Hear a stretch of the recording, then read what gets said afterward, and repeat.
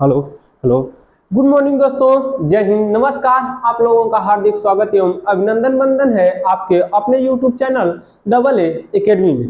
तो चलिए मेरे दोस्त, हम लोग पिछली कक्षा में किसका अध्ययन किए थे? तो हम लोग पिछली कक्षा में सर्वोच्च न्यायालय देखे थे और आज भी सर्वोच्च न्यायालय देखेंगे। सर्वोच्च न्यायालय की आज अगली कक्षा होने वाली है। तो चलिए आगे देखते हैं, आज सर्वोच्च न्यायालय में क्या हम लोग देखेंगे। तो आज का हम लोगों का टॉपिक होगा सर्वोच्च न्यायालय। सर्वोच्च न्यायालय आज का टॉपिक होने वाला है हम लोगों का सर्वोच्च न्यायालय। ठीक है, तो दो कक्षा हमने देख लिया था सर्वोच्च न्यायालय की, और आज भी किसकी कक्षा करेंगे? सर्वोच्च न्यायालय की कक्षा। तो सर्वोच्च न्यायालय की पिछली कक्षा में हमने पदावधि या कार्यकाल के बारे में पढ़ा था, लेकिन आज देखेंगे शपथ। आज क्या देखेंगे? सर्वोच्च न्यायालय के पदाधिकारी कौन होता है, तो आपको मिलेंगे न्यायाधीश। तो आज का टॉपिक बनेगा सर्वोच्च न्यायालय के न्यायाधीशों की शपथ। सर्वोच्च न्यायालय के न्यायाधीशों की क्या शपथ? आइए देखिए, तो ये लोग शपथ क्या लेते हैं। पहला बात समझिए कि सर्वोच्च न्यायालय के न्यायाधीश की शपथ कैसे होती है। तो पहला बात समझिए, अनुच्छेद नंबर 124 के 6, ठीक है, आर्टिकल यानी अनुच्छेद 124 के क्लाज नंबर 6 के तहत, आर्टिकल 124 के क्लाज नंबर 6 के तहत जो सर्वोच्च न्यायालय के न्यायाधीश होते हैं, वह मुख्य न्यायाधीश हो या तदर्थ न्यायाधीश हो या कार्यकारी न्यायाधीश हो या अन्य न्यायाधीश हो, किसके तहत यानी उनके शपथ का वर्णन किसमें मिलता है? तो आर्टिकल नंबर 124 के क्लाज नंबर 6 में मिलता है। किसमें मिलता है? आर्टिकल नंबर 124, आर्टिकल नंबर 124 के क्लाज नंबर 6 में मिलता है। और ये लोग शपथ कैसे लेते हैं? तो देखिए, न्यायाधीश अनुच्छेद नंबर 124 के क्लाज नंबर 6 के तहत शपथ लेते हैं, और इनकी शपथ का प्रावधान कहां पर मिलता है? तो अनुसूची नंबर 3 के अनुसार लेते हैं। ठीक है, आर्टिकल नंबर 124 के क्लाज नंबर 6 में इनका वर्णन मिलता है कि शपथ लेंगे, इसकी बात कही गई है, लेकिन किसके तहत लेते हैं? अनुसूची नंबर 3 के अनुसार। अनुसूची नंबर 3 के अनुसार राष्ट्रपति के समक्ष, अनुसार राष्ट्रपति के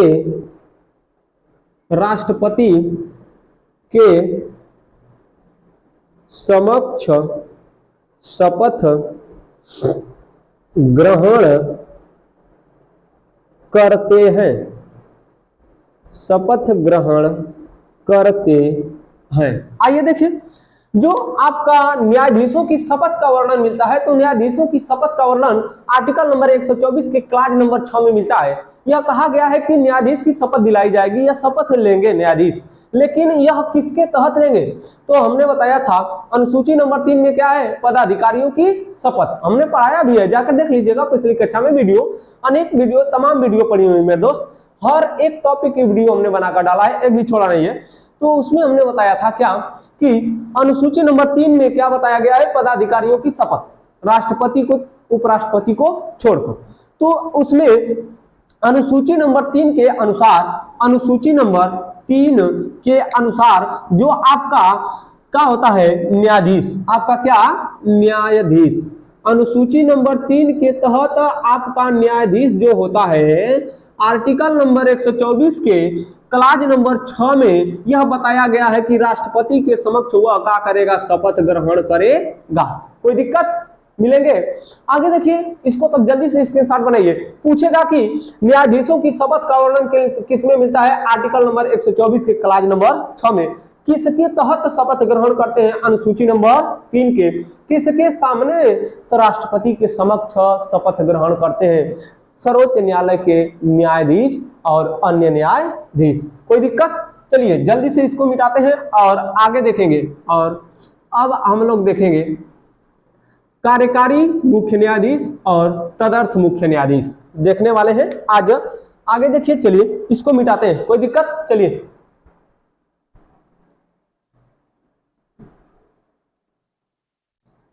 आइए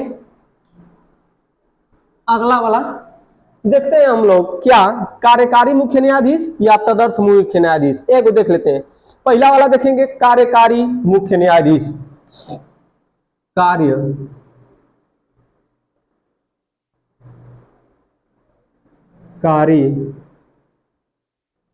मुख्य न्यायाधीश। कार्यकारी मुख्य न्यायाधीश। ठीक है, समझिए जब राष्ट्रपति के बारे में बता रहे थे उसी तरह से ये भी है। हो गया दोस्त? हमने बताया था कि जिस प्रकार से राष्ट्रपति को हमने बताया था उसी प्रकार से इसको भी बताना है। देखिए, जब राष्ट्रपति नहीं होता था उसके स्थान पर उपराष्ट्रपति कार्यकारी राष्ट्रपति बनकर क्या करता था? कार्य को किया करता था। समझिए, जब सर्वोच्च न्यायालय का मुख्य न्यायाधीश, जब सर्वोच्च न्यायालय का कौन? मुख्य न्यायाधीश नहीं होता है क्या? उपस्थित। जब सर्वोच्च न्यायालय का मुख्य न्यायाधीश उपस्थित नहीं होता है तब यह प्रक्रिया की जाती है। जब सर्वोच्च न्यायालय का मुख्य न्यायाधीश नहीं होता है तब अन्य न्यायाधीशों से, किससे? अन्य न्यायाधीशों से, अन्य न्यायाधीशों में से ही। जब सर्वोच्च न्यायालय का मुख्य न्यायाधीश नहीं होता है तो अन्य न्यायाधीशों में से ही, सुनिए, जब क्या? जब मुख्य न्यायाधीश नहीं होता है तो अन्य न्यायाधीशों में से ही कौन? राष्ट्रपति। कौन? राष्ट्रपति। अन्य न्यायाधीशों में से ही राष्ट्रपति किसको? किसी भी एक न्यायाधीश को उठाकर किस पर? कार्यकारी मुख्य न्यायाधीश के रूप में, किसके रूप में? कार्यकारी मुख्य न्यायाधीश के रूप में नियुक्त करता है। ई बतिया किसमें कही गई है? तो ई बतिया आर्टिकल नंबर 126 में ही कही गई है। आर्टिकल नंबर 126 में कहा गया है कि जब मुख्य न्यायाधीश उपस्थित न हो तब, जब मुख्य न्यायाधीश उपस्थित न हो तब अन्य न्यायाधीशों में से ही राष्ट्रपति आर्टिकल नंबर 126 के तहत मुख्य न्यायाधीश के पद पर कार्यकारी मुख्य न्यायाधीश को नियुक्त करेगा।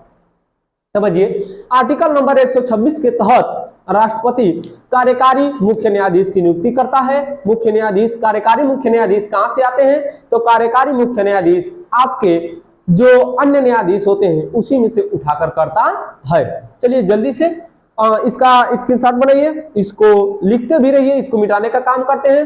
अब अगला वाला देखेंगे, तदर्थ मुख्य न्यायाधीश। आइए, हो गया दोस्त? आइए देख लेते हैं तदर्थ मुख्य न्यायाधीश। हो गया? चलिए, तदर्थ मुख्य न्यायाधीश, इसका वर्णन कहां मिलेगा? आर्टिकल नंबर 127 में मिलेगा। इसका वर्णन कहां पर है? अनुच्छेद नंबर 127। कार्यकारी मुख्य न्यायाधीश कहां पर है? 26। तदर्थ मुख्य न्यायाधीश कहां पर है? 127। तो चलिए इसको भी दिखने का काम करते हैं। जल्दी से एकदम आ जाइए, देखते हैं हो गया। आइए देखिए, तदर्थ मुख्य न्यायाधीश की नियुक्ति कौन करता है, कैसे करता है, इन सब के बारे में देखेंगे। तो देख लेते हैं पहली बात कि इसका वर्णन कहां पर मिलता है। तो इसका वर्णन मिलता है अनुच्छेद नंबर 127 में। कहां पर मिलता है? 127 में। चलिए देखिए, मान लीजिए यह आपकी का है सर्वोच्च न्यायालय, यह आपकी का है सर्वोच्च न्यायालय। यहां पर कौन बैठ गया? CJI, ठीक है, चीफ जस्टिस ऑफ इंडिया, यानी भारत का मुख्य न्यायाधीश या सुप्रीम कोर्ट का मुख्य न्यायाधीश, ठीक है। जिस प्रकार से संसद में कार्यवाही चलती है उसी प्रकार से न्यायपालिका में भी क्या चलती है? क्या चलती है? कार्यवाही। तो कार्यवाही चलाने के लिए कोरम पूरा करना होता है। क्या करना होता है? कोरम, कि इतना व्यक्ति यदि रहेंगे तब ही कार्यवाही प्रारंभ की जाएगी, और जब उतना व्यक्ति नहीं रहेंगे तो कार्यवाही प्रारंभ नहीं की जाती है। तो देखिए, जब कभी भी, सुनिए, जब कभी भी कोरम पूरा नहीं हो पाता है, जब कभी भी सर्वोच्च न्यायालय का,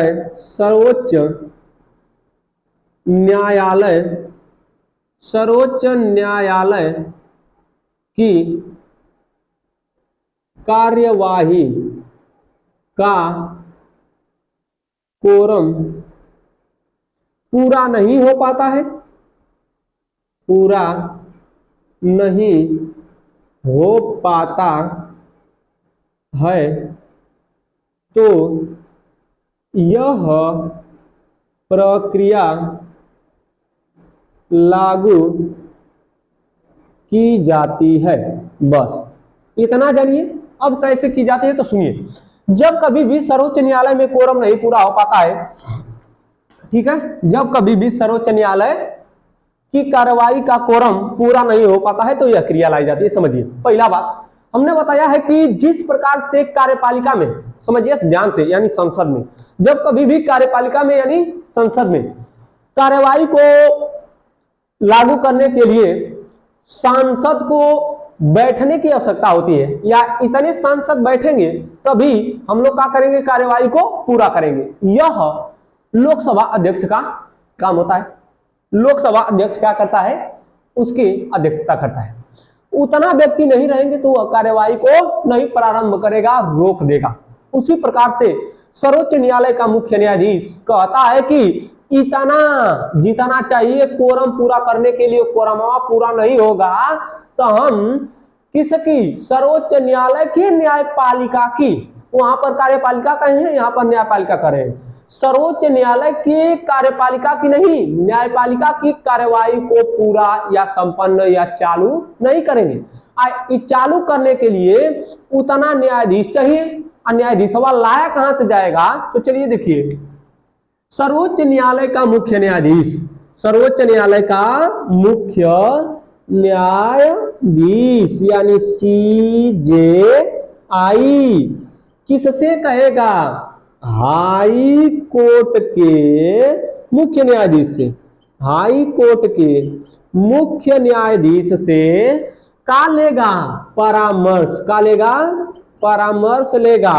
और उसी के हाई कोर्ट के भी अन्य न्यायाधीश होते हैं, तो हाई कोर्ट के अन्य न्यायाधीशों को, हाई कोर्ट के अन्य न्यायाधीशों को कौन? आपका CJI यानी सुप्रीम कोर्ट का मुख्य न्यायाधीश जब कार्यवाही पूरा नहीं हो पाएगी तो सुप्रीम कोर्ट का मुख्य न्यायाधीश यानी CJI हाई कोर्ट के मुख्य न्यायाधीश के परामर्श से और उसकी अनुमति से कोरम पूरा करने के लिए तदर्थ न्यायाधीशों को लेकर आएगा और बैठाएगा सर्वोच्च न्यायालय में यानी सुप्रीम कोर्ट में, आ कोरम को पूरा करेगा और पूरा करने के बाद अपनी कार्यवाही को लागू करेगा या अपनी कार्यवाही को संपन्न करेगा। लेकिन ये सब काम करने के लिए किसकी आवश्यकता होती है? राष्ट्रपति की पहले से अनुमति लेनी पड़ती है। बबुआ क्या करनी पड़ती है? पहले से राष्ट्रपति की अनुमति लेनी पड़ती है। फिर से समझिए,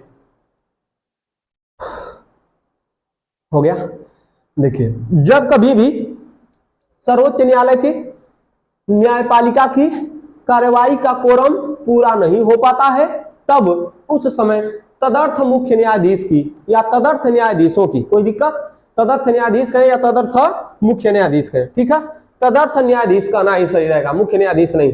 तदर्थ न्यायाधीश किसकी? तदर्थ न्यायाधीश, तदर्थ न्यायाधीश को क्या किया जाता है? नियुक्त किया जाता है या लाया जाता है। ये बात किसमें कही गई है? आर्टिकल नंबर 127 में, अनुच्छेद नंबर 127 में। कैसे? तो जब सर्वोच्च न्यायालय की कार्रवाई का कोरम पूरा नहीं हो पाता है, उस समय सर्वोच्च न्यायालय का मुख्य न्यायाधीश यानी सीजेआई हाई कोर्ट के मुख्य न्यायाधीश से परामर्श भी लेता है, अनुमति भी लेता है कि बबुआ तनी कुछ अपने में से आलू भंटा टमाटर यानी कुछ न्यायाधीश को हमको देगे दा, फिर बाद में तो लौटा दे भैया, काम हो जाए। तो उसी प्रकार से जैसे हम लोग मांगते हैं ना, जब हमको कुछ कोई वस्तु कम पड़ जाती है या किसी भी वस्तु को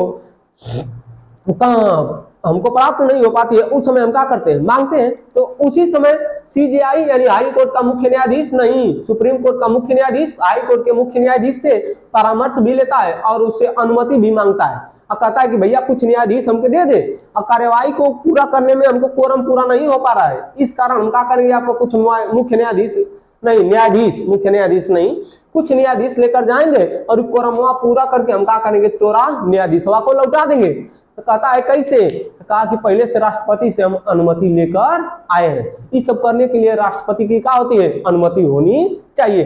तो चलिए मेरे दोस्त, आशा करता हूं कि यह वीडियो यानी यह कक्षा आप लोगों को अच्छी लगी होगी। जाने की आज्ञा दीजिए, मिलेंगे अगले एपिसोड में, तब तक के लिए धन्यवाद दोस्तों, जय हिंद।